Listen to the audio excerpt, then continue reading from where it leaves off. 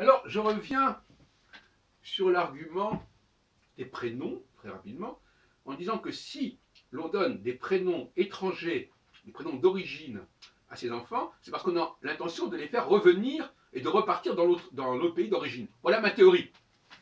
Bon. Ce sont des faits, ça. Moi, c'est mon approche méthodologique. Hein. Quand on fait telle chose, pourquoi on l'a fait?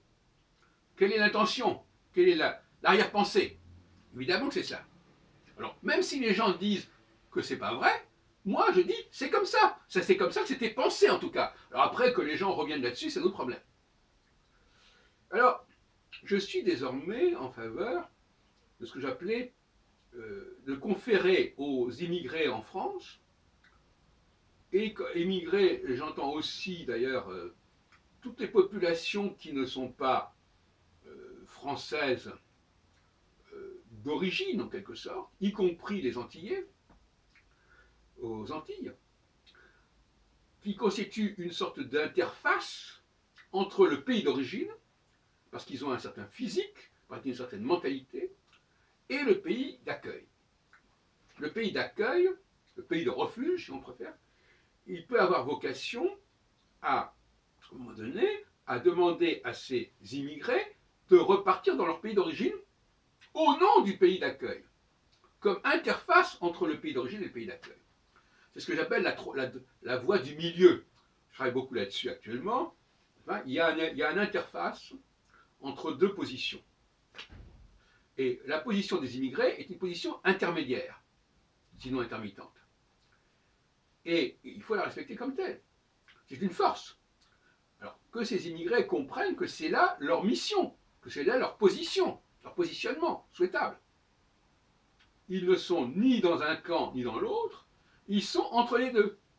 Ils sont des interprètes, ils sont des intermittents, ils sont des gens qui sont des passeurs, entre des ambassadeurs, si on préfère. Et il faut l'accepter.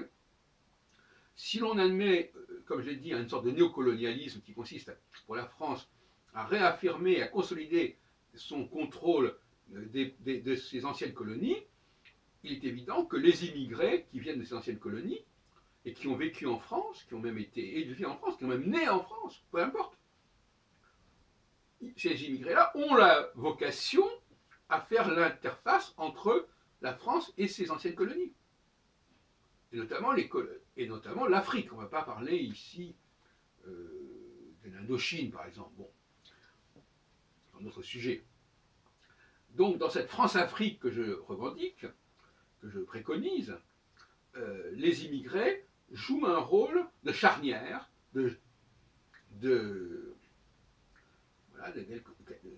comment dirais-je, de pivot, et c'est un rôle tout à fait respectable. De même qu'aujourd'hui, on a des gens qui n'acceptent pas d'assumer leur position, leur statut.